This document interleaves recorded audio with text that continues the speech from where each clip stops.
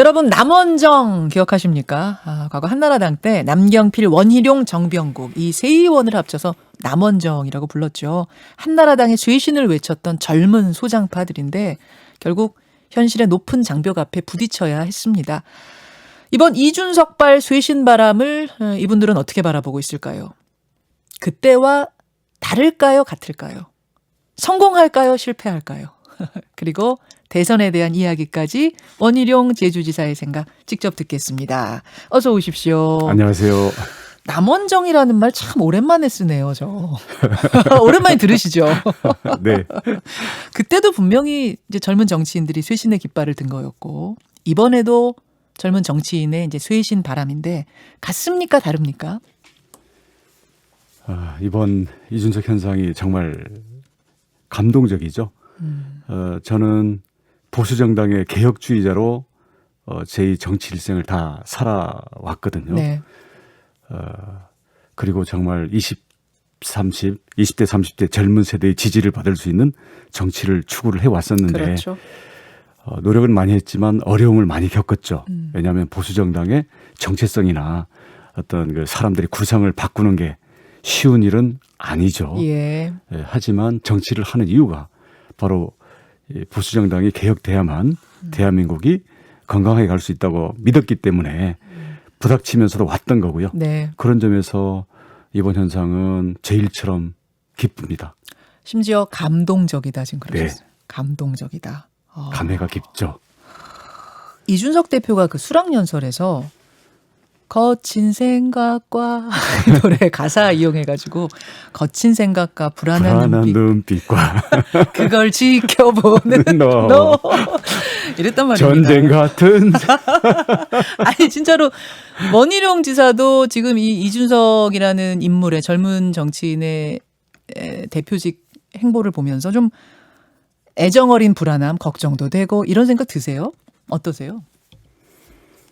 새로운 것은 늘 예측할 수 없는 불안을 달고 다니는 거거든요. 그런 면에서 긴장 또는 새로운 것에 대한 어떤 떨림 이런 것들이 없으면 네. 흔들리지 않고 피어나는 꽃이 어디 있겠습니까? 그건 당연한 거라고 생각하고요. 지금 그 이준석 그 대표의 등장으로 보여주는 새로운 언어들, 네. 새로운 생각들, 새로운 행동 방식들 이거 자체가 진짜 자고 일어나니까 한국 정치가 바뀌어 있는 느낌 있잖아요. 그런 느낌이에요. 예, 그런 전조를 많이 보여주고 있죠. 그리고 이전에는 아무리 민주당이 뭐 소득주도 성장이니 부동산이니 내로남불이니 아무리 실패하고 엉망이 돼도 그래도 국민의힘은 지지할 수 없어. 이런 장벽이 있었는데 이제는 변화를 몸부리치는 정당으로 탈바꿈했기 때문에 국민의힘은 며칠 전까지의 그 정당이 아닙니다. 근데 그렇게 보기에는 이준석 당대표, 그러니까 젊은 정치인, 이제 혁신 보수를 자처하는 이 젊은 정치인 하나 바뀐 거지 뭐 내용물까지 바뀌었느냐 이런 반론하시는 분도 계시는데요. 이준석 대표가 등장한 것 자체가 국민들의 선택이었고 당원들의 선택이었기 때문에 이미 변화된 국민과 당이 여기에 반영된 거거든요. 아, 당원들이 받아들이지 않았으면 못 바뀌었다. 그렇군요. 그런 면에서는 이미 절반은 변한 거고요. 그래서 시작이 반이기 때문에 나머지 변화의 내용들을 예. 구체화시켜 나가는 것들은 앞으로 과정을 통해서 어차피 만들어 나가야 되는 것이고 또 우리 동료들과 선후배들이 함께 만들어 나가야 될 일들이죠.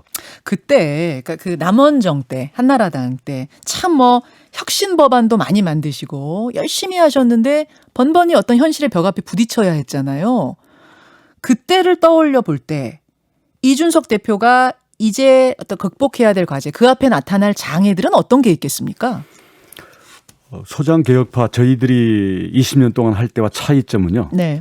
우선 위에서 누르는 힘이 지금 없어졌어요. 아. 또 하나는 무조건 뭉쳐 있는 예. 무조건 자기들이 옳다고 하는 개파가 해체돼 있습니다. 아. 그래서 누르는 억압과 지금 진짜 없어요. 뭐 친박, 친이 뭐 이런 거 없어요? 없습니다. 그래요? 무주공산이에요? 과거에 그 잔재들이 남아 있는 거죠. 예, 예. 실체가 없습니다. 실체가 그러니까 없어요. 힘이 예, 없어요. 그렇죠.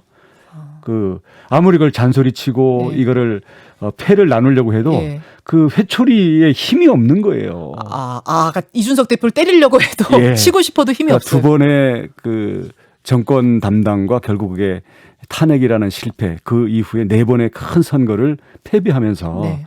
워낙 내부에서부터 힘이 약해져 있기 때문에 억압과 계파 분열은 지금 거의 없다시피 하다. 그런 점에서는 토양이 아주 좋고요. 예. 대신 이 위에 예. 어떤 것들을 키워나가느냐에 대해서는 우선 이준석 그 대표가 2030 세대의 요구라든가 불만이라든지 그들의 목소리를 잘 이해하고 있고 소통에 아주 능수능란하거든요.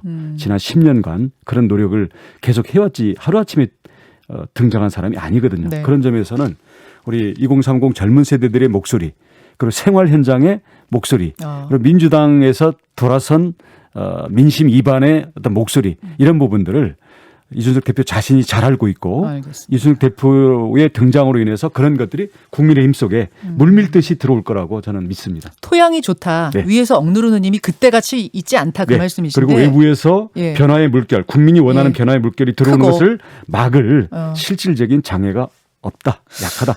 근데 어제가 이제 첫날이었는데 당장 표면적으로 어떤 게 드러났냐면 같이 뽑힌 최고위원들 그분들이 이제 강경보수 성향으로 비춰진다는 거예요. 어제 김재원 최고위원이 이준석 당대표가 공약했던 공천 자격 심사제에 대해서 반대하고 나섰고요. 또 앞으로 최고위가 당과 당무 결정의 중심이 돼야 한다. 뭐 이런 말 한 것이 견제 아니냐라는 얘기도 나오는데 어떻게 보세요? 이준석 대표의 여러 가지 많은 옳은 주장들이 있고요. 네. 또 일부 토론이 필요한 사항들이 있어요. 아. 예를 들어서 청년 할당제라든지 아니면 그 젠더 이슈에 대한 문제라든지 지금처럼 예를 들어서 지방 선거에 나갈 사람들을 자격 시험을 치른다든지 이런 것들은 일단 이준석 대표가 아이디어로 제시한 거고요. 대표의 아이디어가 곧 당론은 아니지 않습니까? 그리고 여기에 대해서 반대 의견을 제시한다고 해서 그게 무슨 견제이며 그게 무슨 저항이겠습니까? 당연히 건강한 토론을 통해서 서로가 더 좋은 결론에 도달해야 되는 거고요. 그럼에도 불구하고 이준석 대표에 대한 정당한 권위에 대해서는 지금 누구도 부정하지 않는 분위기라는 것을 제가 여러 중진들과 지도부를 만나면서 느낄 수 있었기 때문에 그렇습니까? 다행스럽게 생각합니다. 그 당대표 경선 과정에서 대선 관리 공정성 문제가 좀 제기됐었어요. 우리 원 지사님도 대선 주자 중 한 분이시니까 여쭙습니다.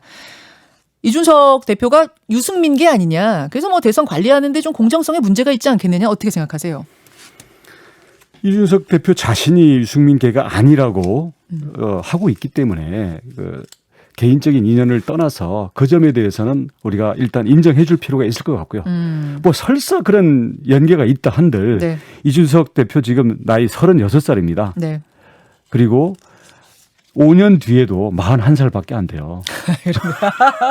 그러네요. 젊습니다. 그러니까 정말 젊습니다. 당장 이 몇 달 뒤에 대선 경선 공정성 관리에 문제가 될 그러한 행동을 할 것이다. 저는 제가 인생을 설계하는 입장이라면 그런 것은 정말 걱정 안 해도 되는 부분이고 대신 누가 하더라도 이 공정한 경선 관리라는 게 어렵거든요. 어렵죠. 예, 이준석 대표가 공정하게 안 하려고 해서가 아니라 이 자체가 워낙 어렵기 때문에 그런 점에서는 많이 걱정하는 만큼 그 에너지로 도와주고 네. 진짜 공정한 경선 관리가 뭔지에 대해서 제시를 해서 그거에 따르라고 하면 될 것 같아요. 알겠습니다. 그나저나 원 지사님은 공식 대선 출마 선언은 언제 하세요? 지금 여러 가지 그 준비들은 이제 하고 있는데요. 예. 제가 현직 제주도지사의 책임을 맡고 있잖아요. 예. 그리고 코로나 상황도 좋아졌다가 나빠졌다가 이러고 있어서 현재 맡고 있는 책임을 그냥 바로 그냥 소홀히 할 수는 없거든요. 그런 점에서 네. 고민이 좀 있고요. 이제 대선 경선 일정이 보다 구체적으로 제시가 되면 저도 가부간에 명확히 이런 점들을 결정을 해나가려고 합니다. 그러면 못해도 한 다음 달 정도는 지사직을 사퇴하셔야 될 것 같아요. 사퇴 여부부터 포함해서요. 그렇습니다. 왜냐하면 사퇴를 반대하는 분들도 많으세요. 왜냐하면 다른 사람들은 다 그냥 도지사 유지하면서 하는데 왜 원지사만 그걸 굳이 그걸 사퇴하려고 그래. 저는 어느 게 더 책임 있는 자세인지에 대해서도 사실 고민이 돼요. 그 지사직을 끝까지 그냥 명목이라도 갖고 있는 게 책임을 다하는 건지 아니면 대행에게 넘겨줘서 전념하도록 하는 게 책임을 다하는 건지 저는 저 나름대로 생각이 있습니다만은 그런 점들을 의견들을 지금 서로 나누고 협의하고 있는 중입니다. 나름의 생각은 사퇴를 하고 한쪽에 임하는 게 낫겠다. 이쪽이십니까? 저는 그런 생각이 강하죠. 그렇죠. 근데 반대하는 분들도 많아서요. 마지막 고심 중이시군요. 대선 주자시니까 이 대선 버스, 국민의힘 대선 버스에 누가 탑승할까에 대해서도 누구보다 유심히 보고 계실 텐데 윤석열 전 총장은 8월에 출발시킨다는 그 버스 탑승할 것 같습니까? 안 할 것 같습니까? 버스니 택시니 하는데 이준석 대표는 보니까 지하철하고 따릉이 타고 다니던데요. 이렇게 고정된 틀에다가 뭘 맞추려는 논의 자체가 매우 비생산적이라고 생각합니다. 예. 그 말씀은 그럼 8월까지 꼭 타야 된다는 그 원칙론에 대해서도 열어놔야 된다 쪽이세요? 그 누가 정한 거예요? 이준석 대표는 그 생각이더라고요. 버스는 제때 출발할 거다. 특정인을 위해서 이걸 늦추고 당기고 하는 것은 안 된다. 예. 윤석열 전 총장님만 해도 저는 정말 존경하고 정말 그 사람에 충성하지 않는 그 점에 대해서 우려를 봅니다마는 공정의 상징 아닙니까? 예. 그러면 특별 대우라는 건 공정이 아니죠. 그리고 특정인을 특별 대우하는 게 당의 지지율에도 도움이 안 될 거라고 생각합니다. 예. 그래서 공정한 대우를 해야 되는 거고 대신 공정한 대우라는 게 일부러 막 어렵게 몰아넣기 위한 그런 게 아니거든요. 그래서 지금 어차피 대선 기획단이 출범이 되면 여기서 다양한 입장을 대변하는 사람들이 참여를 해서 또 민주당 상황도 봐가면서 내년 3월에 전국교체를 반드시 이루라는 그 국민의 열망이 이번 전당대회에도 들어있는 거거든요. 그러니까 어느 당이든 마지막 목표는 대통령 만드는 그거지. 네. 그게 뭐 택시 타고 가든 버스 타고 가든 비행기 타고 가든 따릉이 타고 가든 그게 따릉이 타고 하면 저는 비행기 타야 되는 사람이고. 제주도에서 비행기 타셔야 되네 진짜. 비행기든 따릉이든 택시든 그걸 가지고서 막 몰아넣지는 말아라. 그렇죠. 네. 그쪽이시군요. 일단은 이제 이준석 대표는 버스라고 표현했으니까 저도 버스라고 표현하죠. 김동연 전 부총리, 최재형 감사원장도 탈 거라고 보세요? 버스라고 한 40인승 되지 않겠습니까? 그렇겠네요. 예. 다 탈 거라고 보세요? 저는 대한민국을 위해서 정말 비전이 있고 국민들의 삶을 바꾸기 위해서 계획이 있고 의지가 있는 분들은 후보로 출마하든 아니면 다른 방식으로 힘을 모으든 국민의힘에 다 가급적 빨리 합류해야 된다고 봅니다. 빨리 합류해야 된다. 예. 아까 전에는 자유라고는 하셨지만 원칙적으로는 타는 게 낫다. 그렇습니다. 원칙적으로는 타서 검증 받아라 그 말씀이신 거예요. 검증이 초점이 아니고요. 네. 국민과의 대화를 해야죠.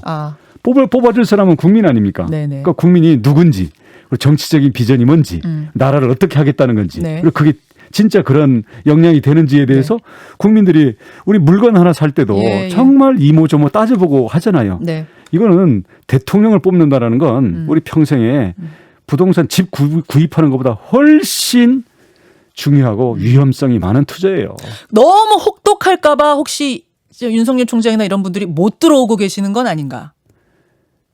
바깥에서의 공격이 더 혹독하지 안에서는 기본적으로 같은 편인데 만약에 상대당 쪽에서 여러 가지 치사한 걸 가지고 공격한다 그러면 우리 당은 그런 부분을 보호해주는 입장이 되지 그걸 내부에서 공격할 사람 글쎄요 아주 특별한 분들만 계시겠죠. 알겠습니다. 네. 그나저나 원희룡 지사님 지지율이 아직은 좀 약합니다. 왜 원희룡인가? 왜 원희룡이어야만 하는가? 이 부분이 아직 덜 어필됐을 수도 있거든요. 왜 원희룡입니까? 저는 20년 전부터 보수정당의 혁신을 위해서 기득권과 관행에 안주하지 않고 여기까지 온 사람이에요. 그리고 제주지사 하면서도 탄소 중립 섬이라든지 아니면 디지털 인재들을 키우기 위하고 또 제주의 청정자연을 지키기 위해서 중국 자본과 남개발에 맞서 싸운 그런 면에서 늘 혁신을 제 정치하는 이유로 생각하고 있는 사람입니다. 이제 지금은 문재인 정권의 내로남불 또 부동산이나 소득주도 성장 이런 걸로 인해 가지고 자영업자들이라든지 또 일반 국민들 또 20대 30대 젊은 세대들이 미래의 희망이 없어져 버렸지 않습니까? 그래서 기득권화된 일자리도 과감하게 타파를 해야 된다고 생각하고요. 소득주도 성장이라든지 잘못된 부동산 정책 그리고 586 운동권들이 자기들끼리 편가르기 하면서 모든 걸 실패해 놓고도 반성하지 않는 이런 문제들에 대해서 바로잡고 대한민국을 새로운 혁신의 기원으로 세워서 젊은 세대들이 단군 일에 가장 똑똑하고 가장 에너지가 넘치는 젊은이들이 지금 일자리도 없어서 지금 정말 방황하고 있잖아요. 네. 그래서 부모의 입장에서 이런 부분들을 저는 기성세대들이 정말 그 나누려는 마음도 가져야 되고 대한민국을 혁신해서 중국과 일본 사이에 우리가 끼어 있잖아요. 네. 중국보다는 훨씬 자유롭고 일본보다는 훨씬 혁신적인 그런 나라로 만들겠다? 혁신을 해서 우리 2030 젊은 세대들이 앞으로 미래를 자신 있게 개척해 나가도록 길을 열어야 된다고 생각합니다. 키워드 하나를 뽑아라 하면 혁신이에요. 그렇습니다. 원희룡 혁신. 예, 저는 혁신 혁신으로 원희룡. 살아왔고 혁신의 길을 열 겁니다. 선거에서 바람 한번 불면은 뭐 1%가 50% 되는 것도 우리가 봤어요. 예. 원희룡 바람도 곧 붑니까? 확신합니다. 기대하겠습니다. 네. 여기까지 오늘 말씀 듣죠. 원희룡 지사님 고맙습니다. 네, 고맙습니다. 김현정의 뉴스쇼는 청취자 여러분의 참여로 이루어집니다. 트위터, 페이스북, 레인보우 게시판, 그리고 단문 50원, 장문 100원의 유료 문자 샵 1212, 우물정 1212 통해 참여하실 수 있습니다. 김현정의 뉴스쇼, 여러분과 함께 만듭니다.